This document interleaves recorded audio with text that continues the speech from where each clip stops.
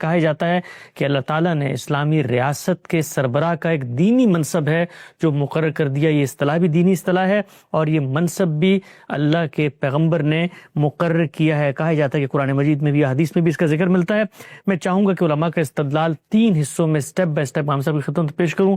ہم سب سے پہلا جو استدلال کیا جاتا ہے وہ یہ ہے کہ اللہ کے پیغمبر نے خود یہ خلافت کا انسٹیٹیوشن قائم کیا اور اپنے بعد ایک خلیفہ مقرر کیا جنہیں سیدنا ابوبکر کے نام سے موسوم کیا جاتا ہے. اور ساتھ یہ بھی کہا جاتا ہے کہ خود اللہ کے پیغمبر نے کہا تھا کہ میرے بعد 30 سال یہ خلافہ علی منہاج النبوہ ہوگی.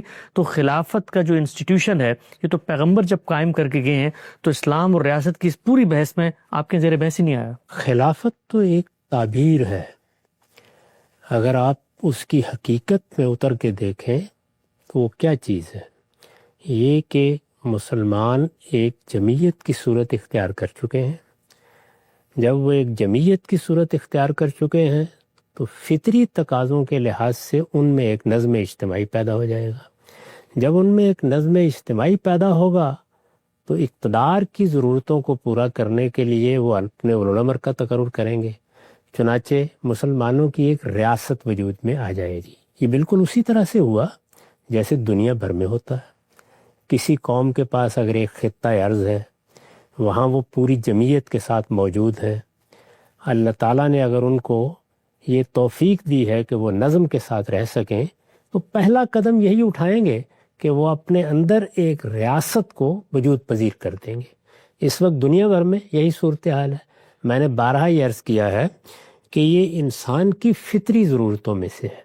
وہ جس طریقے سے کھاتا ہے، پیتا ہے، کاروبار کرتا ہے، معاش کی جدوجہد کرتا ہے، اپنی فطری ضرورتوں کو پورا کرنے کے لیے جیسے ہی شعور کو عمر کو پہنچتا ہے ان سب سرگرمیوں کے لیے اپنے آپ کو پیش کر دیتا ہے.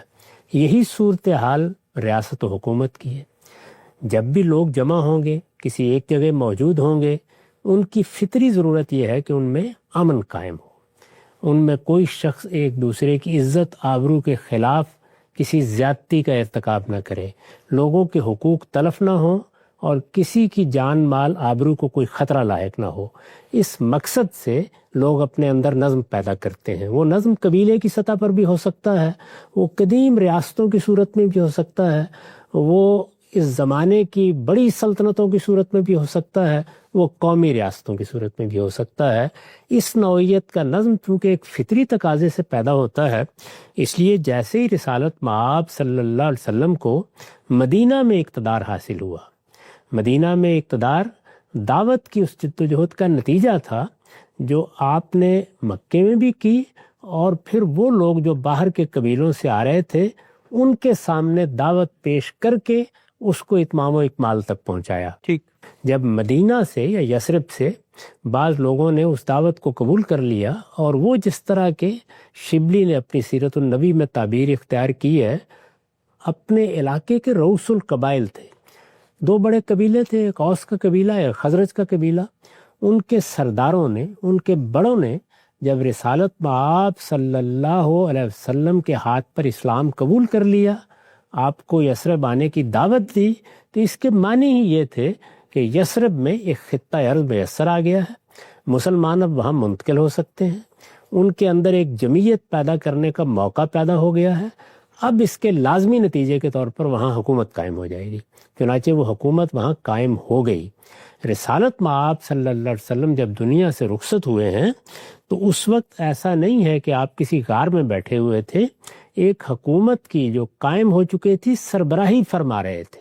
اس کی سربراہ کی حیثیت سے آپ نے ذمہ داریاں انجام دی تھیں، اس میں جنگیں لڑی تھیں، اور رسالت مآب کی زندگی ہی میں اس کے حدود پورے جزیرہ نما عرب تک وسیع ہو گئے تھے. اب ظاہر ہے کہ آپ دنیا سے رخصت ہو رہے تھے تو آپ کو یہ بتانا تھا کہ میرے بعد کیا ہوگا. یعنی ایک آپ کی وہ شخصیت تھی جس میں آپ کو پیغمبر مانا گیا، جس میں آپ نے اللہ کی ہدایت لوگوں تک پہنچائی. اس ہدایت کی پیروی تو قیامت تک لوگوں نے کرنی ہے، لیکن جو نظم اجتماعی آپ کی قیادت میں وجود پذیر ہو گیا تھا اس میں اب کیا کرنا ہے.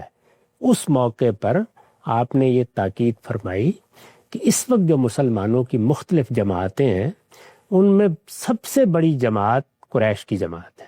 مہاجرین قریش ہیں جن کو اس سے پہلے بھی عرب میں اقتدار حاصل تھا، اور مسلمان ہونے کے بعد بھی ان کی اس حیثیت میں کوئی تبدیلی نہیں ہوئی، اس لیے میرے بعد اقتدار قریش کو منتقل ہو جائے گا۔ یعنی انصار کے مقابلے میں آپ نے قریش کو ترجیح دی، اور اس کی وجہ یہ بتائی کہ الناس تبع لقریش، لوگ قریشی کی پیروی کرتے ہیں، سیاسی معاملات میں وہ انہی کو اپنا رہنما اور قائد سمجھتے ہیں۔ مسلمہم لمسلمہم و کافرہم لکافرہم، یعنی اس سے پہلے یہ کفر میں تھے، ان کی یہی حیثیت اس وقت بھی مانی جاتی تھی، اب یہ مسلمان ہو گئے ہیں تو ان کی یہی حیثیت مسلمان بھی مان رہے ہیں، لہٰذا ایک جماعت کی حیثیت سے مسلمانوں میں اقتدار قریش کے پاس ہوگا۔ یہ فیصلہ آپ نے فرما دیا۔ جب یہ فیصلہ فرمایا اور اس فیصلے کے لازمی نتیجے کے طور پر سقیفہ میں سیدنا صدیق کو مسلمانوں کا امام منتخب کر لیا گیا، مسلمانوں کا حکمران منتخب کر لیا گیا۔ اس موقع پر چونکہ رسالت مآب صلی اللہ علیہ وسلم ابھی دنیا سے رخصت ہوئے تھے، اور رسالت مآب کی حیثیت جیسے کہ میں نے عرض کیا مسلمانوں کے حکمران کی بھی تھی، تو ان کے بارے میں یہ تعبیر اختیار کی گئی، صحابہ کرام نے اختیار کی کہ یہ خلیفۃ الرسول ہیں، یعنی رسول اللہ صلی اللہ علیہ وسلم کے جانشین ہیں۔ یہ عربی زبان کا ایک عام لفظ ہے جو انہوں نے جانشین کے معنی میں استعمال کیا ہے۔ قرآن مجید میں بھی یہ لفظ اسی مفہوم میں آیا ہے۔ اس کے دو اور معنی بھی ہیں، یہ نائب کے معنی میں استعمال ہو جاتا ہے، یہ بادشاہ اور صاحب اقتدار کے معنی میں استعمال ہو جاتا ہے۔ تو رسالت مآب صلی اللہ علیہ وسلم نے جس جگہ کو خالی کیا تھا، یعنی پیغمبر کی حیثیت سے نہیں، مسلمانوں کے امام کی حیثیت سے، اس جگہ پر کون بیٹھا؟ سیدنا صدیق۔ تو ان کو خلیفۃ الرسول کہا گیا، جیسے کہ عربی زبان میں یہ تعبیر اختیار کی جا سکتی ہے۔ جب یہ اصطلاح استعمال کی گئی تو پہلے مرحلے میں تو کوئی زیادہ تردد نہیں ہوا۔ جب سیدنا عمر رضی اللہ عنہ ان کی جگہ اسی مسند پر بیٹھے تو عربی زبان میں ان کے لیے بھی وہی تعبیر لوگوں نے اختیار کی اور یہ کہا کہ یہ خلیفۃ و خلیفۃ الرسول ہیں۔ سیدنا عمر نے جب یہ دیکھا کہ یہ تو معاملہ بہت دور جائے گا، یعنی خلیفۃ و خلیفۃ ہی ہوتا رہے گا، تو انہوں نے فرمایا کہ اس سے بہتر یہ ہے کہ ہم امیر المومنین کا لفظ اختیار کر لیں۔ چنانچہ اس کے بعد مسلمانوں کے حکمران کے لیے امیر المومنین کا لفظ اختیار کر لیا گیا۔ اس طرح یہ بات بالکل واضح ہو گئی کہ نہ یہ کوئی دینی اصطلاح تھی، نہ پیغمبر کا قائم کردہ کوئی منصب تھا۔ دنیا میں جیسے حکومتیں قائم ہوتی ہیں اسی طرح حکومت قائم کرنے کا موقع ملا تو مسلمانوں نے بھی حکومت قائم کی۔ اسی طریقے سے رسالت مآب صلی اللہ علیہ وسلم نے پیغمبر کی حیثیت سے بھی اور مسلمانوں کے حکمران کی حیثیت سے بھی اپنی ذمہ داریاں انجام دی۔ جب آپ اللہ تعالیٰ کے بنائے ہوئے قاعدے کے مطابق دنیا سے رخصت ہوئے تو جس طرح جانشین مقرر کیے جاتے ہیں اسی طرح آپ کا جانشین مقرر کیا گیا۔ اس جانشین کو اگر ہم ہوتے تو رسول اللہ کا جانشین کہتے اپنی زبان میں، انہوں نے عربی زبان میں اس کے لیے خلیفہ کا لفظ موجود تھا، وہ استعمال کیا۔ جب تک وہ لفظ موضوع رہا استعمال کیا، وہ ناموضوع ہوا تو اس کو تبدیل کر کے امیر المومنین کا لفظ اختیار کر لیا۔ یہ پس منظر ہے۔ اس کی بنیاد پر یہ بات کیسے کہی جا سکتی ہے کہ رسالت مآب صلی اللہ علیہ وسلم نے کوئی خصوصی نظام جس کو خلافت کہتے ہیں وہ قائم کیا تھا، یا رسالت مآب صلی اللہ علیہ وسلم نے مسلمانوں کی حکومت کا نظم خلافت کے نام سے ان کو دیا تھا؟ یہ بالکل اسی طریقے سے ہوا جیسے دنیا بھر میں یہ معاملات ہوتے ہیں، جیسے اب بھی ہوں گے۔ مسلمانوں کا حکمران دنیا سے رخصت ہوگا تو کوئی شخص اس کا جانشین ہوگا۔ وہ جانشینی کیسے ہونی ہے اس کے لیے کوئی دستور بھی ہو سکتا ہے، وہ کوئی ولایت عہد کا طریقہ بھی ہو سکتا ہے، جو دنیا میں رائج طریقے ہیں۔ اسی طرح سے جیسے کہ قرآن نے ہدایت کی تھی کہ امرہم شورا بینہم، مسلمانوں نے جب اپنا حکمران منتخب کیا تو اس کے لیے یہ لفظ استعمال کیا، اس کی ناموزونیت واضح ہو گئی تو دوسرا لفظ اختیار کر لیا۔ نقطہ بالکل واضح ہو جاتا ہے۔ اچھا ہم صاحب ایک ضمنی سی پہلو ذرا اس پہلے استدلال پہ بیان کیجیے کہ ارشاد محمد صلی اللہ علیہ وسلم کی نسبت سے آتا ہے کہ میرے بعد 30 سال تک خلافہ علی منہاج النبوہ ہوگا، تو اب یہ خلافت علی منہاج النبوہ یہ تو ایک تعبیر سی معلوم ہوتی ہے نا؟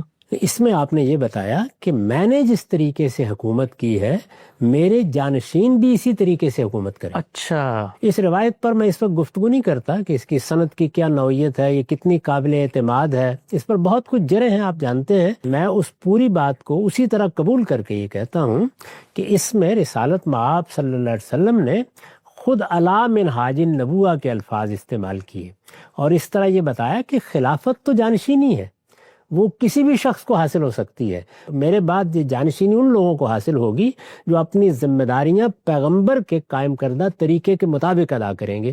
اسی کو عربی زبان میں علی منہاج النبوہ کہا جاتا ہے، اور اسی پہلو کو سامنے رکھ کر بعد میں ہم نے راشدہ کی تعبیر اختیار کی، یعنی خود اپنی ذات میں خلافت کوئی دینی یا مذہبی چیز نہیں ہے، وہ علی منہاج النبوہ یا راشدہ کے الفاظ اسی لیے اضافہ کیے جاتے ہیں۔ راشدہ کا مطلب یعنی جو ہدایت پر ہے، جس نے رشد کو اختیار کر لیا ہے، نیکی اور خیر کو اختیار کر لیا ہے، جب اس طرح کی حکومت قائم کی گئی تو اس کو خلافت راشدہ کہا گیا، یا وہ پیغمبر کے طریقے کی پیرو ہے تو اسے علی منہاج النبوہ کہا گیا۔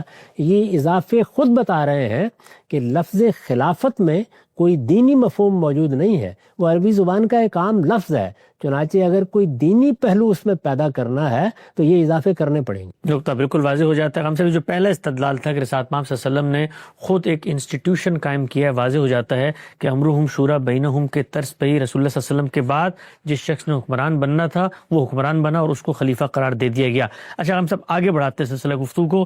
یہ جو آپ نے اس وقت پیشکش کی ہے، اس کو اگر قبول کر لیں تو اس پر جو اگلا اعتراض ہے علماء کی جانب سے وہ یہ کہ اگر خلافت کوئی مذہبی انسٹیٹیوشن نہیں ہے، کوئی دینی اصطلاح نہیں ہے، تو پھر قرآن مجید نے متعدد مقامات پر خود خلیفہ کا لفظ کیوں استعمال کیا؟ اگر قرآن مجید میں ایک لفظ استعمال ہوا ہے تو گویا وہ تو دینی اصطلاح بن گئی۔ سورہ بقرہ میں آتا ہے، سورہ سعد میں آتا ہے، اس طرح سورہ نور کے اندر آتا ہے انی جاعل فی الارض خلیفہ ہے، سیدنا داؤد کو کام نے تمہیں خلیفہ مقرر کر دیا۔ اس طرح سے مومنین کو بشارت دی کہ لا یستخلفنہم فی الارض، زمین میں ہم پھر تمہیں خلافت عطا کر دیں گے۔ اگر خلافت دینی اصطلاح نہیں ہے جیسے آپ نے بتایا تو پھر قرآن مجید تو اس کو باقاعدہ خلیفہ کا نام لے کر بیان کرتا ہے۔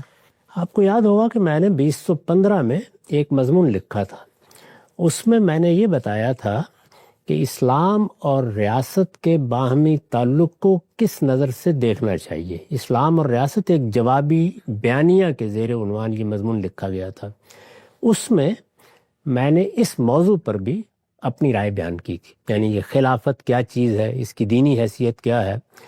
اس کے جواب میں بہت سے اہل علم نے مضامین لکھے، اسی میں ایک مضمون مولانا تقی عثمانی صاحب کا تھا۔ میں نے اس کے جواب میں پھر اپنے موقف کی مزید وضاحت کی۔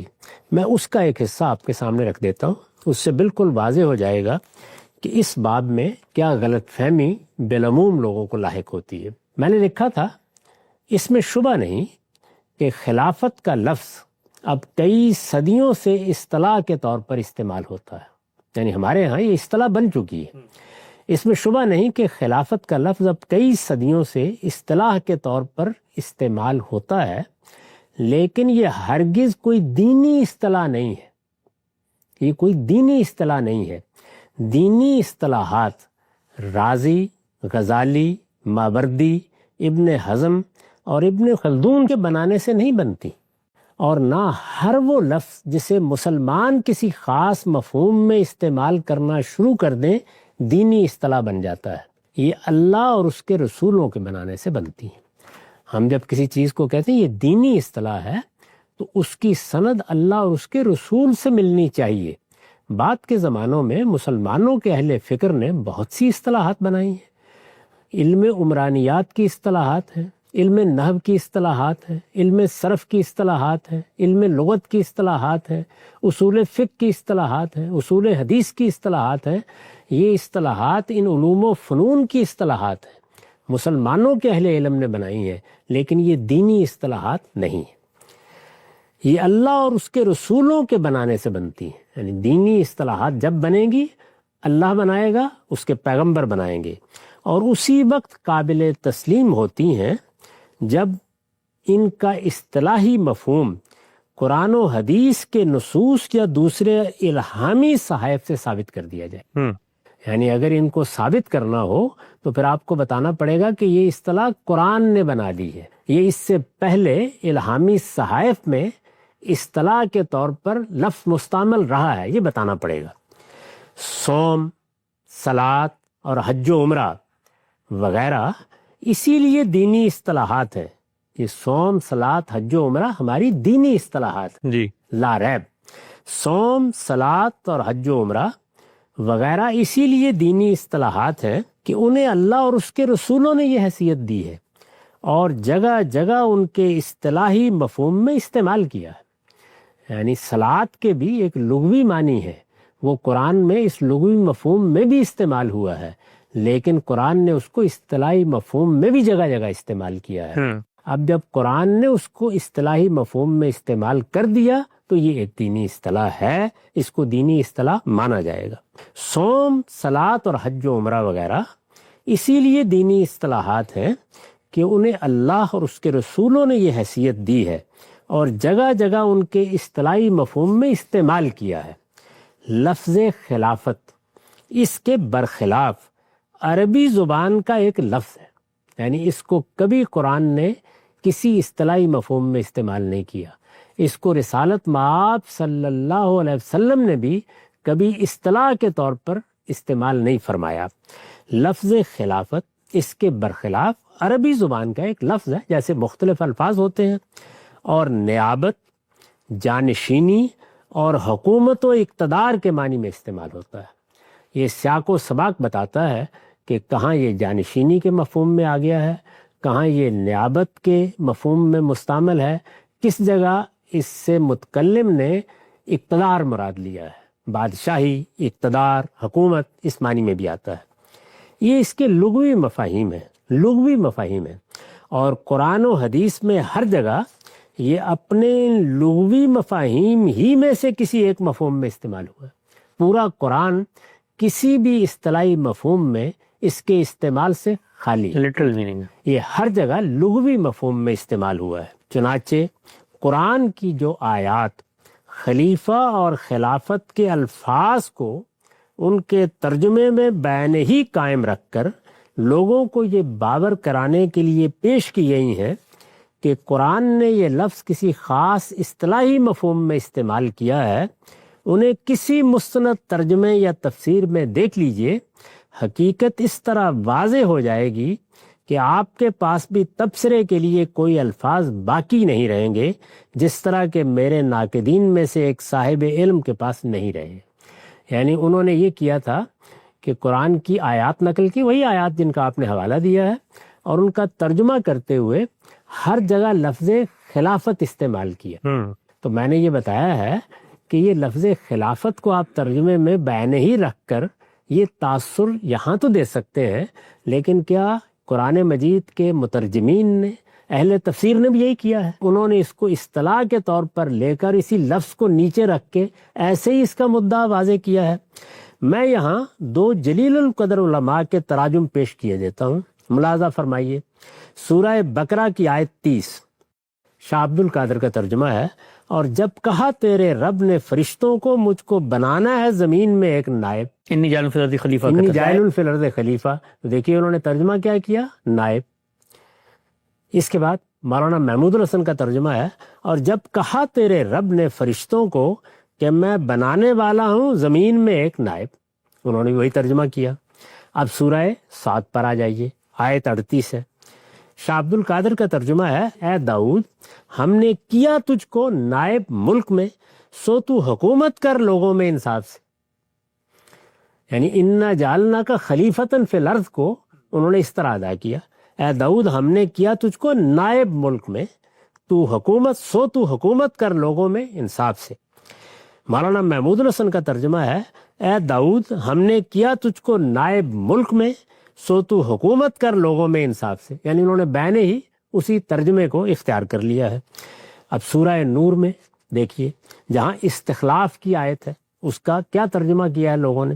شاہ عبد القادر کا ترجمہ ہے، وعدہ دیا اللہ نے جو لوگ تم میں سے ایمان لائے ہیں اور کیے ہیں انہوں نے نیک کام، البتہ پیچھے حاکم کرے گا ان کو ملک میں۔ یعنی یہاں ترجمہ کیا کیا؟ حاکم کرے گا ان کو ملک میں جیسا حاکم کیا تھا ان سے اگلوں کو، ٹھیک کما استخلف الذین من قبلکم۔ مولانا محمود الحسن کا ترجمہ ہے، وعدہ کر لیا اللہ نے ان لوگوں سے جو تم میں سے ایمان لائے ہیں اور کیے ہیں انہوں نے نیک کام، البتہ پیچھے حاکم کرے گا ان کو ملک میں جیسا حاکم کیا تھا ان سے اگلوں کو۔ یہ تینوں مقامات کے تراجم میں نے سامنے رکھ دیے تھے، اور پھر لکھا تھا، نائب اور حاکم کے الفاظ ان آیتوں میں خلیفہ اور استخلاف کا ترجمہ ہے۔ یعنی مترجمین نے کیا کیا ہے، ایک جگہ اس کا ترجمہ کیا ہے نائب، دوسری جگہ کیا ہے حاکم۔ میں پہلے عرض کر چکا کہ یہ 3 معنی میں استعمال ہوتا ہے، یعنی لغوی لحاظ سے اس کا ترجمہ جانشین بھی ہو سکتا ہے، حاکم بھی ہو سکتا ہے، اور صاحب اقتدار بھی ہو سکتا ہے، جس کو حاکم کے لفظ سے یہاں انہوں نے بیان کیا ہے۔ نائب اور حاکم کے الفاظ ان آیتوں میں خلیفہ اور استخلاف کا ترجمہ ہے، اور صاف واضح ہے کہ اپنے اندر کوئی دینی مفہوم نہیں رکھتے۔ نائب، جانشین، حاکم، ان میں کوئی دینی مفہوم نہیں ہے۔ نائب اور حاکم کے الفاظ ان آیتوں میں خلیفہ اور استخلاف کا ترجمہ ہے، اور صاف واضح ہے کہ اپنے اندر کوئی دینی مفہوم نہیں رکھتے، الا یہ کہ کوئی شخص یہ دعویٰ کرنے کا حوصلہ کر لے کہ عربی زبان کا ہر وہ لفظ جو قرآن میں استعمال کیا گیا ہو دینی اصطلاح بن جاتا ہے۔ یعنی یہ دعویٰ کر کے کوئی آدمی یہ بات کہہ سکتا ہے، ورنہ عربیت کی روح سے زبان کے اسالیب کو سامنے رکھ کر کوئی آدمی بھی یہ بات کہنے کی جسارت نہیں کر سکتا۔ یہی صورتحال احادیث و آثار کی ہے، ان میں بھی لفظ خلافت اور اس کے تمام مشتقات انہی مفاہیم میں استعمال کیے گئے ہیں جو اوپر بیان ہوئے ہیں۔ یعنی خواہ لفظ خلیفہ استعمال ہوا ہے، خواہ خلافت ہوا ہے، خواہ استخلاف ہوا ہے، وہ انہی تینوں مفاہیم میں سے کسی مفہوم میں ہے۔ یہاں تک کہ جانشین کے معنی میں لفظ خلیفہ خود اللہ تعالیٰ کے لیے بھی استعمال ہوا ہے۔ یعنی لفظ خلیفہ جانشین کے معنی میں اللہ تعالیٰ کے پیغمبر نے ایک روایت میں اللہ تعالیٰ کے لیے استعمال فرمایا ہے، لغوی مفہوم میں جیسے کہ استعمال کیے جاتے ہیں۔ یہی سبب ہے کہ ہدایت یافتہ حکومت یا نبوت کے طریقے پر حکومت، وہی علی منہاج النبوہ یا راشدہ، یہی سبب ہے کہ ہدایت یافتہ حکومت یا نبوت کے طریقے پر حکومت جیسے مدعا کو ادا کرنا مقصود ہو تو اس کے لیے یہ لفظ تنہا کافی نہیں ہوتا۔ دینی اصطلاح ہوتا تو تنہا کافی تھا، یہ لفظ تنہا کافی نہیں ہوتا، بلکہ اس کے ساتھ راشدہ اور علی منہاج النبوہ جیسی تعبیرات کا اضافہ کرنا پڑتا ہے۔ ہمارے علماء نے اسی طرح کی تعبیرات کو مقدر مان کر خلافت کو ایک اصطلاح بنایا ہے، علماء نے بنایا ہے۔ اس لحاظ سے یہ مسلمانوں کے علم سیاست اور عمرانیات کی ایک اصطلاح تو یقیناً ہو سکتی ہے، جیسے فقہ، کلام، حدیث اور اس طرح کے دوسرے علوم کی اصطلاحات ہیں، مگر دینی اصطلاح نہیں ہو سکتی۔ اللہ اور رسول کے سوا کسی کی ہستی نہیں ہے کہ وہ کسی لفظ کو دینی اصطلاح قرار دے، یہ انہی کا حق ہے، اور کسی لفظ کے بارے میں یہ دعویٰ کہ وہ دینی اصطلاح ہے انہی کے ارشادات سے ثابت کیا جائے گا، یہ ابن خلدون کے مقدمے سے ثابت نہیں کیا جا سکتا۔ کیونکہ ان لوگوں کے حوالے دیے گئے تھے تو اس لیے میں نے یہ بتایا ہے کہ ابن خلدون ہوں یا غزالی ہوں یا کوئی اور بڑے سے بڑا عالم، وہ اصطلاح بنا سکتا ہے، لیکن وہ اصطلاح اس علم کی اصطلاح ہوگی، وہ مسلمانوں میں رائج ایک اصطلاح قرار دی جائے گی، اس کو دینی اصطلاح نہیں کہا جا سکتا۔ دینی اصطلاحات اللہ اور اس کے پیغمبر بناتے ہیں، اور وہ بناتے ہیں، ان کے ارشادات سے ثابت ہوتی ہیں، تو اسی صورت میں ان کو دینی اصطلاح قرار دیا جاتا ہے۔ صاحب دوسرا نقطہ بھی بالکل واضح ہو جاتا ہے کہ قرآن مجید کی جن آیات سے استدلال کر کے کہا جاتا ہے کہ خلافت ایک دینی اصطلاح ہے، اس پہ غامدی صاحب کا جواب سامنے آ چکا ہے۔ ہم صاحب ایک آخری چیز وہ یہ ہے کہ اگر یہ دونوں باتیں آپ کی مان لیں تو علماء کا یہ کہنا ہے کہ پھر کیا وجہ ہے کہ رسالت پاک صلی اللہ علیہ وسلم نے متعدد احادیث میں پورے مسلمانوں کی جمعیت میں ایک خلیفہ کی بات کیے، گویا پوری دنیا میں صرف ایک خلیفہ ہوگا۔ چند روایتیں میں آپ کی خدمت میں پیش کرتا ہوں، اس کا بھی آپ جواب دیں۔ ارشاد فرمایا، جو شخص تمہارے پاس آئے اور تم ایک شخص کے خلیفہ پر متحد ہو اور وہ تمہارے درمیان اتحاد کو توڑنا چاہیے، تمہاری جماعت میں تفرقہ ڈالنا چاہے تو اسے قتل کر دو۔ اس طرح ایک اور جگہ پہ ارشاد فرمایا، مسلم کی حدیث ہے، جب دو خلیفوں کے لیے بیعت لی جائے تو ان میں سے ایک دوسرے کو قتل کر دے گا۔ اور آخری روایت زمانے میں پیش کی جاتی ہے، جس نے کسی امام کی بیعت کی اور اس کے ساتھ ہاتھ اور دل سے وفاداری کا عہد لیا تو جہاں تک اس کی استطاعت ہو اس کی اطاعت کرے، اگر کوئی دوسرا آ کر اس سے خلافت چھیننے کی کوشش کرے تو اس دوسرے کی گردن مار دو۔ اگر یہ پوری کی پوری بات جو آپ نے بیان کی وہ درست ہے تو پھر اللہ کے پیغمبر کہہ رہے ہیں ایک خلیفہ ہونا چاہیے، اس کا مطلب خلافت کے بارے میں کچھ دینی ہدایت تو آ گئی سامنے۔ یہ روایات اس وقت بھی پیش کی گئی تھیں جب علماء نے میرے نقطہ نظر پر تنقید کی۔ ان کے بارے میں کچھ کہنے سے پہلے میں یہ عرض کرنا چاہوں گا کہ یہ میری بھی آرزو ہو سکتی ہے، آپ کی بھی آرزو ہو سکتی ہے کہ مسلمانوں کی ایک حکومت دنیا میں قائم ہو جائے۔ ہم یہ دیکھ رہے ہیں کہ 50 ریاستوں نے مل کر ریاستہائے متحدہ امریکہ کو قائم کیا ہے۔ جی، ہمارے ہم 57 کے قریب ممالک ہیں، انڈونیشیا سے لے کر مراکش تک، اگر وہ سب ایک حکومت کی صورت اختیار کر لیتے ہیں تو اس سے زیادہ اچھی بات کیا ہو سکتی ہے؟ ٹھیک۔ اس کے لیے لوگ اگر جدوجہد کرتے ہیں یا توجہ دلاتے ہیں یا اس کے کوئی منصوبے پیش کرتے ہیں تو ان کا خیر مقدم ہی ہونا چاہیے۔ آپ کے علم میں ہوگا کہ ہندوستان کے ایک جلیل القدر عالم مولانا وحید الدین خان نے اس کے لیے ایک نہایت قابل عمل تجویز پیش کی تھی۔ انہوں نے لکھا تھا کہ اس وقت جزیرہ نما عرب میں ایک بادشاہت قائم ہے۔ جزیرہ نما عرب کو مسلمانوں کے دل کی حیثیت حاصل ہے، وہاں اللہ کا حرم ہے، ہم سب مسلمان دنیا بھر میں اس کو اپنا مرکز سمجھتے ہیں، وہ ہمارے لیے دنیا میں ایک مرکز محسوس کی حیثیت رکھتا ہے۔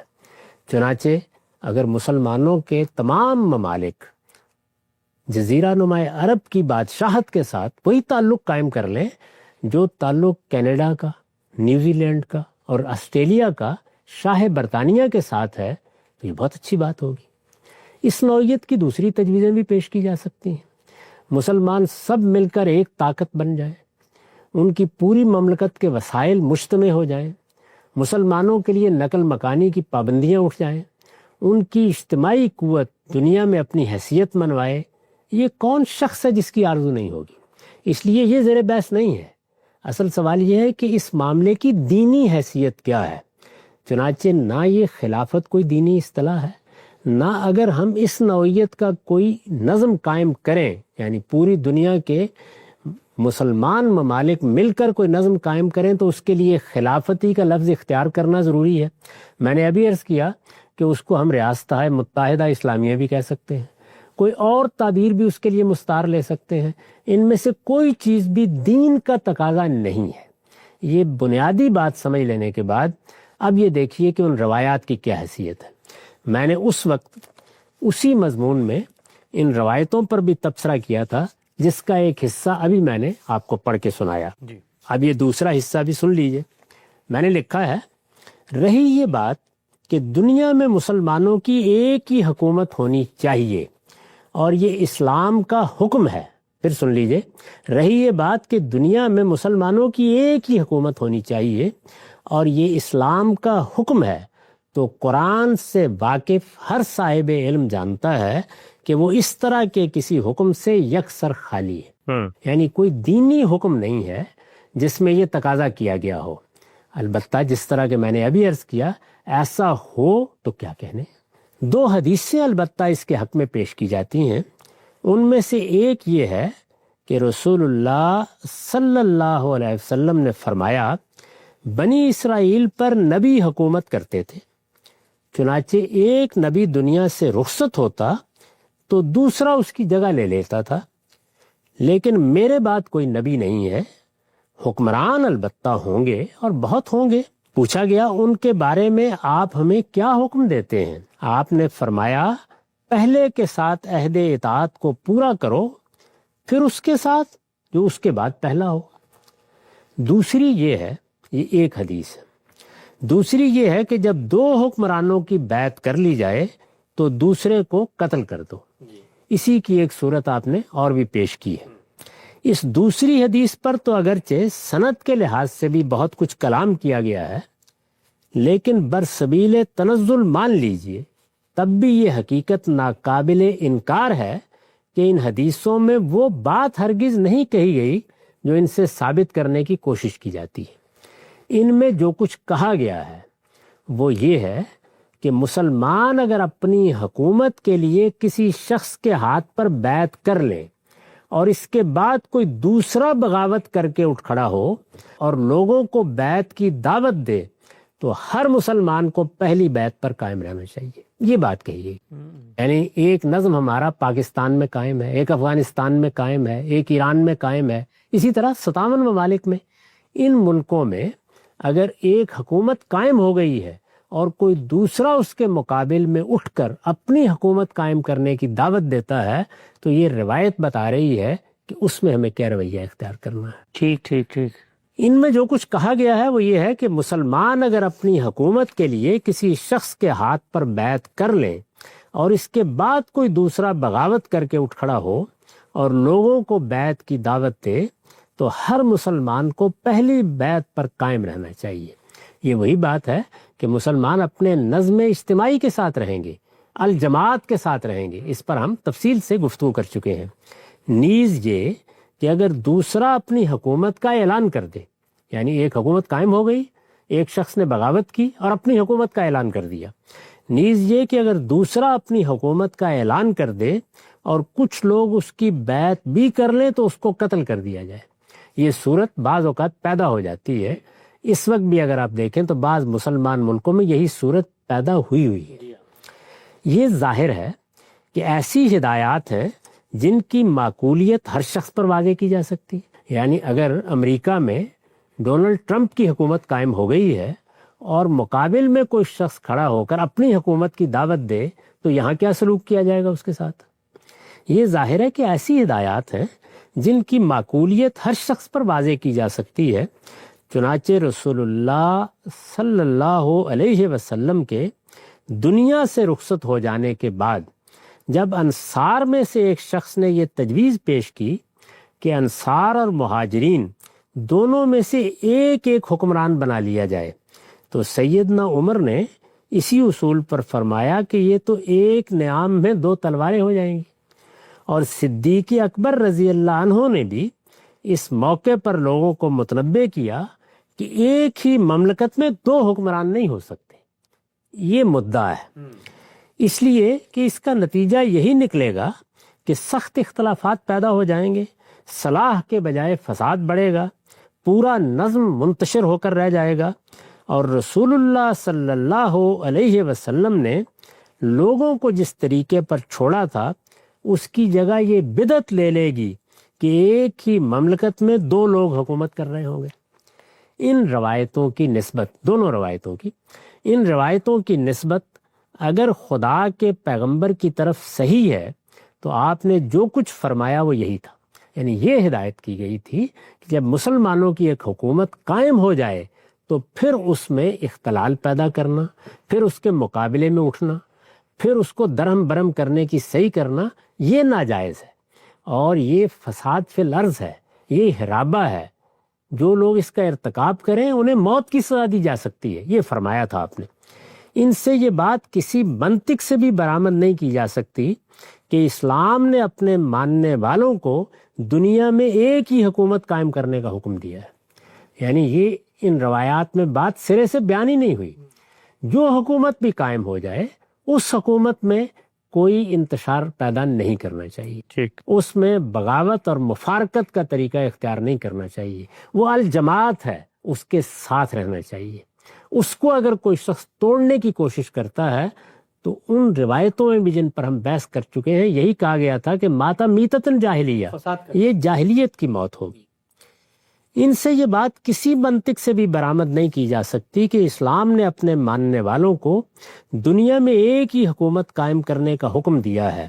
اور اسلام کے داعی اگر کبھی امریکہ، برطانیہ یا دنیا کے کسی دوسرے ملک میں لوگوں کی اکثریت کو مشرف با اسلام کرنے میں کامیاب ہو جائیں تو ان احادیث و آثار کی روح سے وہ اپنے ملک میں اپنی الگ حکومت قائم نہیں کر سکتے، اور اگر کریں گے تو گناہ گار ہوں گے، جس طرح کہ اس وقت 50 کے قریب ممالک کے مسلمان ہو رہے ہیں. یعنی یہ حکم نہیں دیا گیا کہ اگر کسی جگہ کے لوگ مسلمان ہو جائیں، دور دراز کے علاقے میں اپنی حکومت قائم کریں تو ان کو یہ حق حاصل نہیں ہے.